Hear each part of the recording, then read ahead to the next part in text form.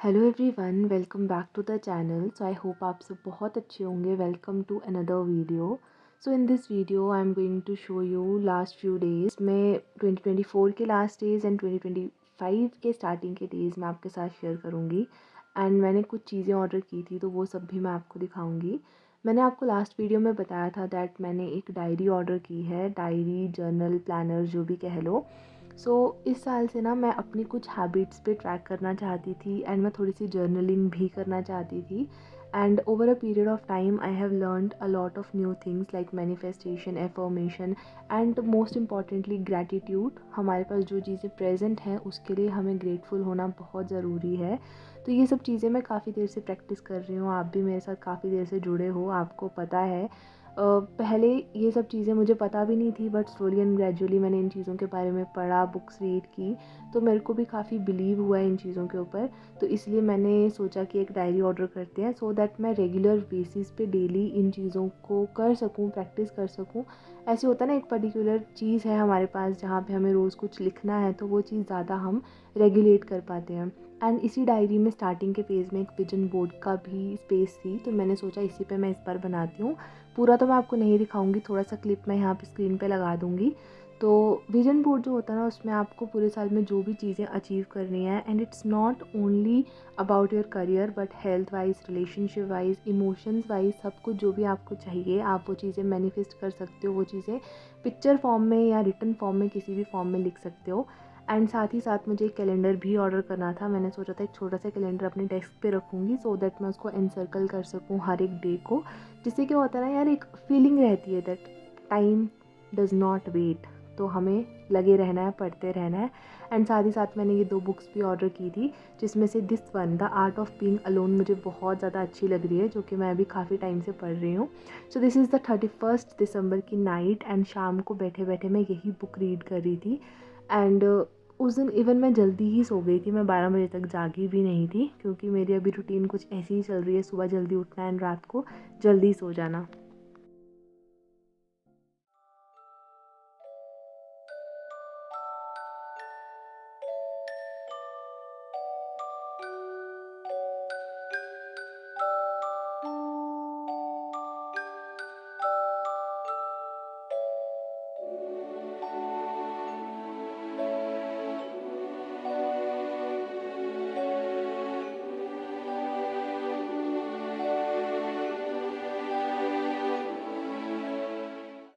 तो ये जो आपने पीछे क्लिप्स देखे, ये 1 जनवरी के हैं। 1 जनवरी को सबसे पहले नए साल की शुरुआत हुई पूजा से, भगवान से आशीर्वाद लेने से एंड उनको थैंकफुल करने के लिए कि जो भी साल गया आपने, थैंक गॉड, सब कुछ सही रखा, घर पर सब सही रहे, मेरी हेल्थ ठीक रखी।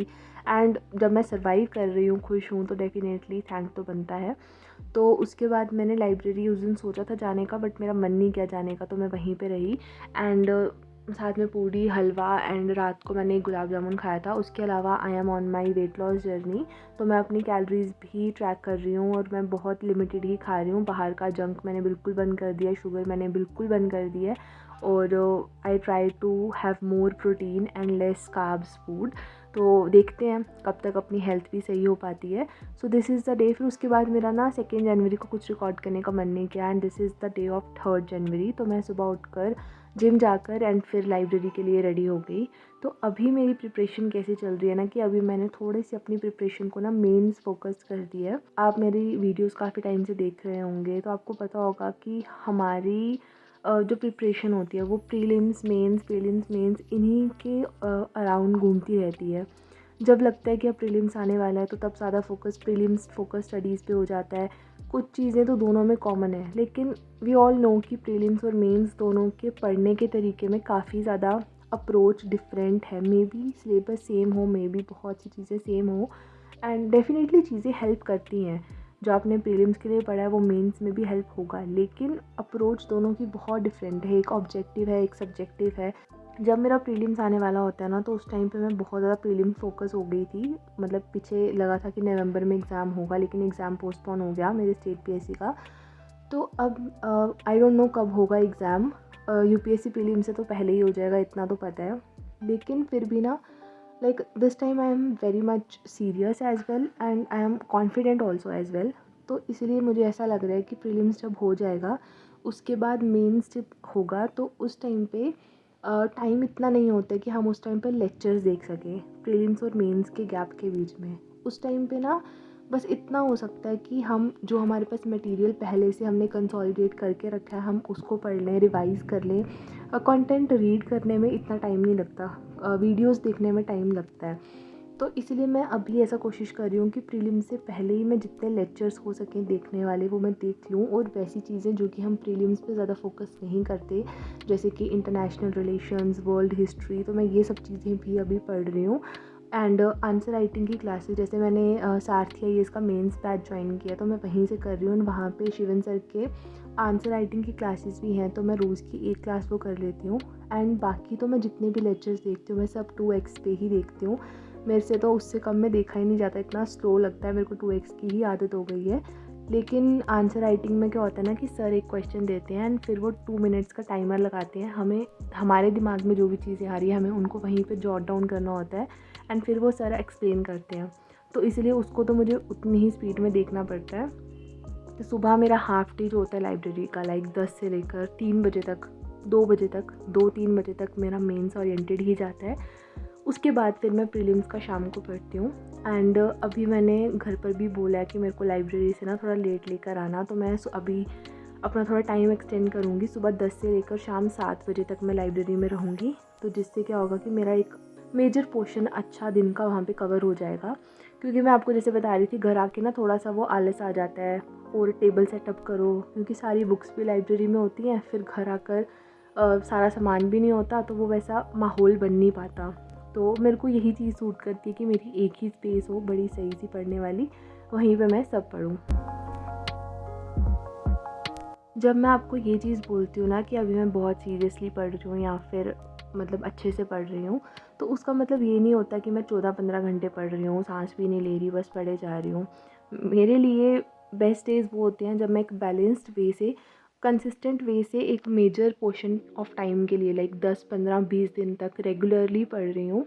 8-9 घंटे पढ़ रही हूँ, साथ में अपने वर्कआउट पे भी ध्यान दे रही हूँ, साथ में हेल्थ भी सही है, खाने पे भी ध्यान दे रही हूँ, स्लीप साइकिल सही है एंड साथ में मेरा मूड अच्छा है, मैं उस दिन बिल्कुल रोई नहीं हूँ, खुश हूँ, अच्छा फ़ील कर रही हूँ, ग्रैटिट्यूड फ़ील कर रही हूँ। तो ये सब चीज़ें जब मेरी सही होती है ना तब मैं अपने आप को समझती हूँ कि हाँ अभी मेरा सही चल रहा है, अभी मेरी पढ़ाई भी सही चल रही है। मेरा ऐसा कोई मोटिव भी नहीं है कि मुझे 12-13-14 घंटे पढ़ना है। मेरे लिए मतलब इतना सही है अभी के लिए कि मैं 8-9-10 घंटे इतना पढ़ लूँ, बट रोज़ का पढ़ना है। हम सबको पता है कि हम 1-2 दिन इन चीज़ों को पढ़ लेते हैं एंड फिर हमारी ब्रेक हो जाती है, तो रोज़ का पढ़ना है।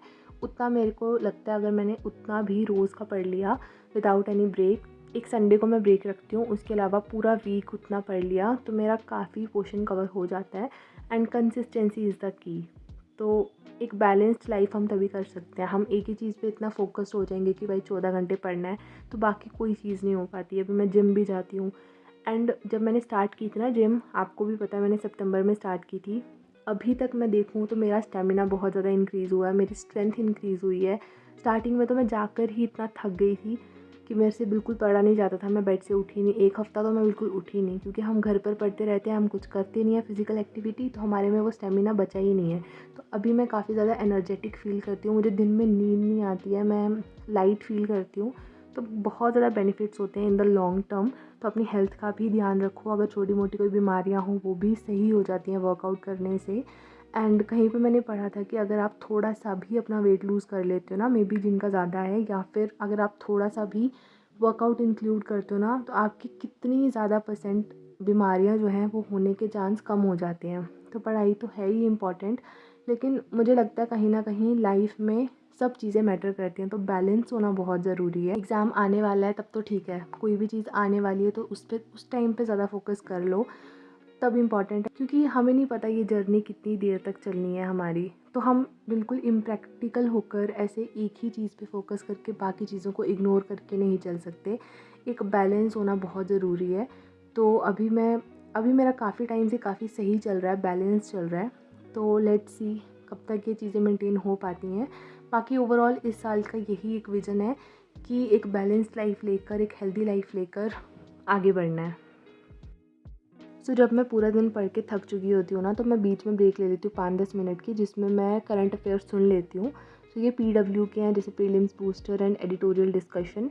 तो ऐसे तो हम विजन पे रिलाई कर सकते हैं या किसी भी मंथली मैगज़ीन पे रिलाई कर सकते हैं, क्योंकि करंट अफेयर्स के एज सच ऐसे क्वेश्चन नहीं आते हैं, क्योंकि न्यूज़पेपर तो ऐसे भी कंसोलिडेट हो नहीं पाता। लेकिन फिर भी डेली बेसिस पे अगर करंट जो अफेयर्स में जो न्यूज़ चल रही है उसमें एक टच रहे हमारा, तो वो काफ़ी ज़्यादा बेनिफिशियल रहता है इन द लॉन्ग टर्म। एक चीज़ तो होती है कि हम किसी चीज़ के लिए प्रिपेयर कर रहे हैं, हम पूरा दिन उसके लिए पढ़ते रहें। एक चीज़ होती है एक बैलेंस वे में लेके चलें, और फिर वहीं एक चीज़ आती है कि हम प्रोक्रेस्टिनेट कर रहे हैं, टाइम वेस्ट कर रहे हैं, जिसमें हमारा कोई भी फ़ायदा नहीं हो रहा है। सपोज़ आपको वर्कआउट करना बहुत पसंद है, आपको पढ़ाई करना बहुत पसंद है। किसी दिन आपने वर्कआउट में ज़्यादा टाइम लगा दिया, 2-3 घंटे लगा दिए एंड पढ़ाई थोड़ी सी कम हुई, कोई बात नहीं, क्योंकि आपने जो भी चीज़ें की ओवरऑल वो आपको इम्पैक्ट ही कर रही हैं। अगर आप वर्कआउट ज़्यादा कर रहे हो किसी दिन, तो आपको एक पॉजिटिव वे में इम्पैक्ट ही कर रही हैं। लेकिन वैसी चीज़ें जिससे एट द लास्ट आपको कोई बेनिफिट नहीं हो रहा है, अगर आपका आज पढ़ने का मन नहीं कर रहा, आप पूरा दिन बस बेड पे लेटे रहे और फ़ोन स्क्रॉल करते रहे, उससे आपको कोई भी फ़ायदा नहीं हो रहा है, तो ऐसी चीज़ों से बिल्कुल बचकर रहना है।